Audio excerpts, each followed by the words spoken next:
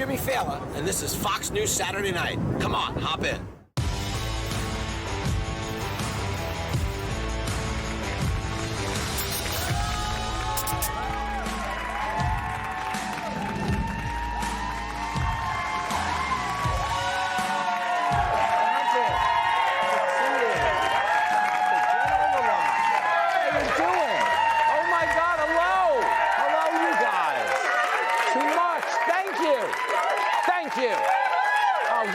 Today. Thank you. Thank you so much. Thank you for that warm greeting. I can't tell if you're actually big fans or you just got a contact high walking through Times Square. Because everybody in this town is smoking so much weed right now. I was driving up 6th Avenue today. A cop stopped me. He's like, "Are you smoking marijuana, son?" I was like, "No." He's like, "Well, here you go then." I was like, you kids. You kids. As for the rest of you watching at home, welcome to Fox News Saturday Night. Well, the bad news is we did have a lot of rough news stories this week. The good news is I am no longer the only Jim who hosts a TV show and drives a taxi. There it is.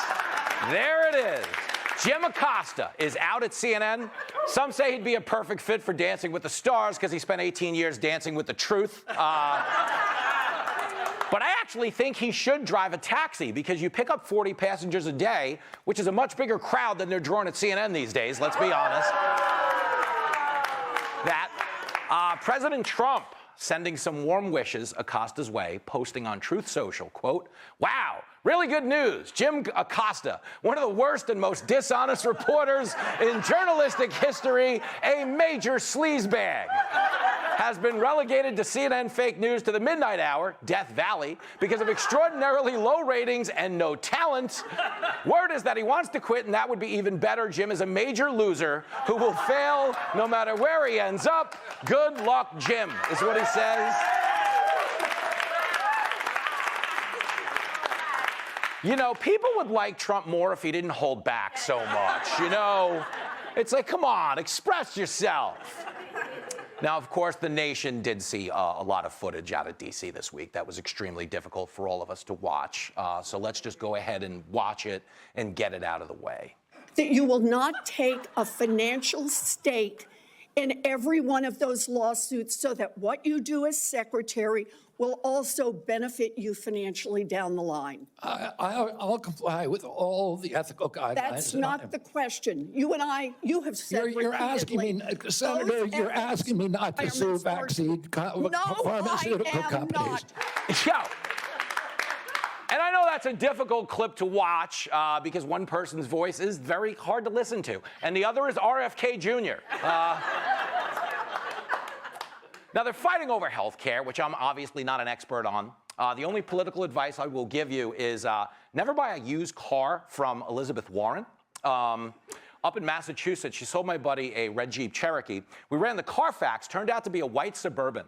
And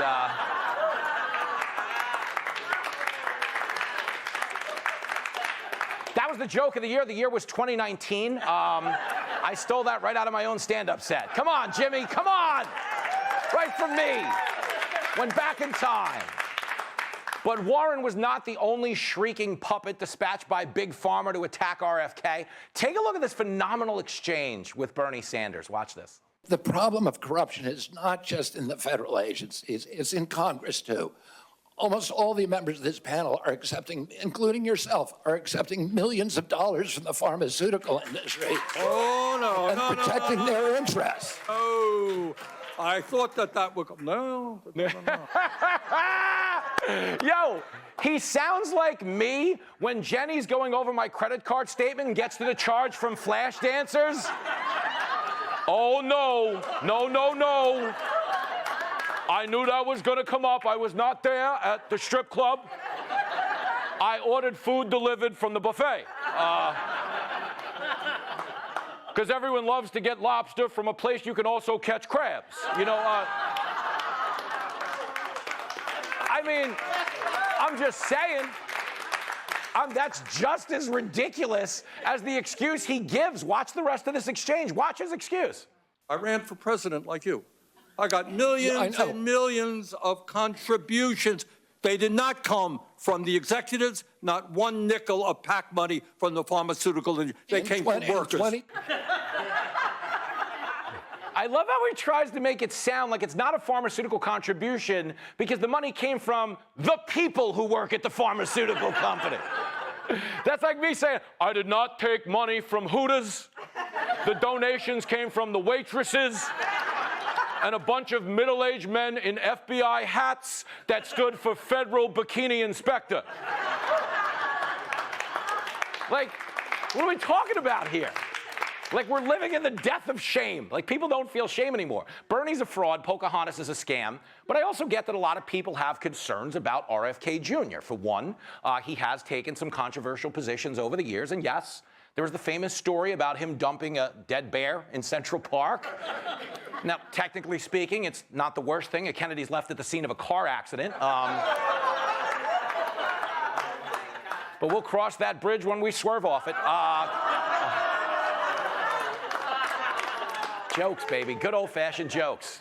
But what we can't deny, okay, in the public health debate is that we do spend the most money and we have some of the worst health outcomes in the world. Not to mention, we have the fattest kids on the planet. That is the only upside to our failing health care system, okay? American children have gotten so fat that kidnappings are actually down 93%. Because you can't get them in the car fast enough at these speeds, you know what I mean? You can't get them in. You imagine being a kidnapper in this day and age, you pull up in the white van, you're like, kid, I got candy, get in. The kid's like, does it contain high fructose corn syrup? Are there pine nuts in a Mars bar?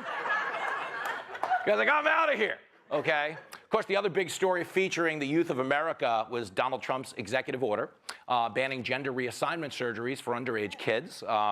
A lot of you know this. I am a parent. We only have one kid because the state wouldn't let us have two. They saw the first report card and they were like, you know what, if you guys could stop breeding, we'd appreciate it. Maybe get a dog or something. But I will tell you, I agree with the president because the only way a toddler or a 5-year-old is trans is if their parent or teacher forced that ideology on them, okay? And I don't care what you do with your body if you're over the age of 18, okay? But as far as minors go, like, hello, this country ranks 38th in the world in education. Maybe we should teach little boys to add numbers before we teach them to subtract their you know? I'm just saying. I'm just saying. I mean, do it. When you're 18, do what you want. It's America. Who cares? Of course, the president also signed an executive order banning transgender people from serving in the military. That one actually sucks for me. I was working on a woke Jack Nicholson spinoff called A Few Good Them. And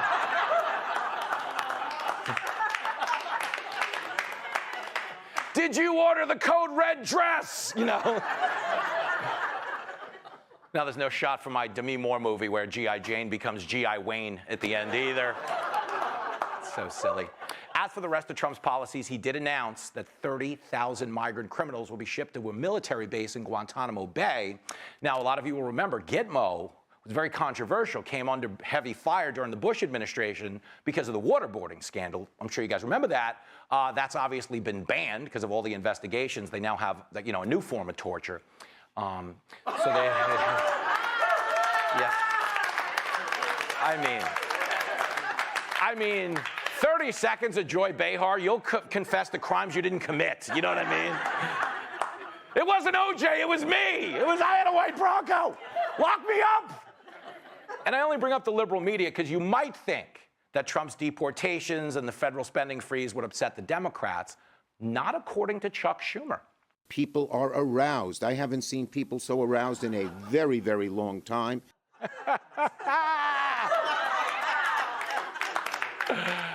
Well, the good news is Democrats finally raised their poll numbers. Bang! There it is. As for anyone who thinks that was like a Freudian slip, don't forget, this was not the first time that Chucky got a little hot and bothered talking about Big Don. Senators will have to decide if they believe Donald John Trump incited the erection.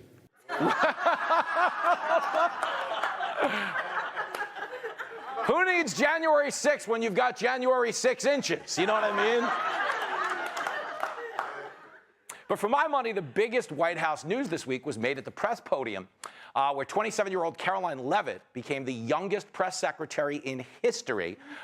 Here is the official photo she wants the world to see. Oh, there we are. America's sweethearts. America's sweethearts. Bang! By the way, we look like we're about to lose on Dancing with the Stars in that shot. My gay magician outfit, you know? That was actually backstage at a stand-up show in Fort Lauderdale last year. And I do want to say, she is a super sweet girl. Her husband's fantastic. Her parents are two of the nicest human beings you'll ever meet. They sat through my entire stand-up set before asking for the refund, okay? Most people are at that box office 5 minutes in, like, what is this, you know? Not the Levitts, so thank you to the Levitts. That being said, I'm not entirely sure I agree with the official assessment of the drones over New Jersey. Take a look. After research and study, the drones that were flying over New Jersey in large numbers were authorized to be flown by the FAA for research and various other reasons.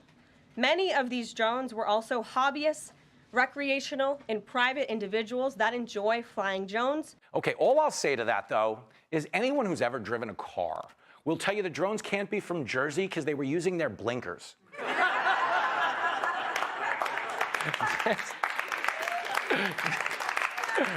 I mean, I trust the White House, but I'm like, I don't know, man. Have you driven through Jersey? These people are psychotic. New Jersey is the only place in the world where you could see somebody high-beaming a cop. Like, speed it up, buddy. We don't have all day. Let's go. But to keep it in Jersey terms, Caroline Leavitt went full Bon Jovi on the runaway government spending, saying it gives love a bad name. Look at this.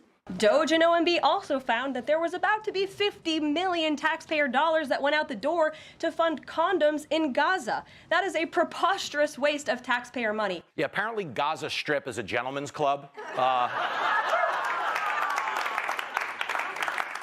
But don't get too excited because you can only see their eyes. You know what I mean? Come on, I want some boobs already. Come on. About all this money. Now, there's some mixed reporting about the condom claim.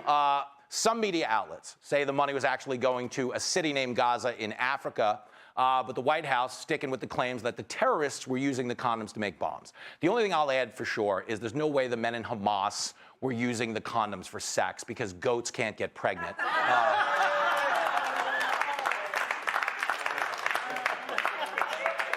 But for my money, the best Caroline Leavitt exchange of the week actually came against Michael Strahan on Good Morning America. So the NFL Hall of Famer, he tried to sack her. Hey, see what we did there? On Trump's order that all federal workers must return to the office. Check this out. Is there any concern that we risk losing people with years of experience like doctors and let's say scientists? Well, most doctors who work in actual hospitals and medical institutions have to show up to the office. Bang! I mean, really? The only surgeon working from home is the guy that does those Brazilian butt lifts in his living room, which you don't want. I know we have a lot of young viewers at home. Repeat after me, kids. You do not want discount surgery, okay? Everybody loves those ads for the $50 laser eye surgery until the cross-eyed doctor walks into the room. You're like, can I at least see the $75 guy? But a shout out to Caroline Leavitt on a very strong first week. And a shout out, by the way, to Michael Strahan, who was a phenomenal guest on this show. He was on this show back during the spring at the New York City Auto Show.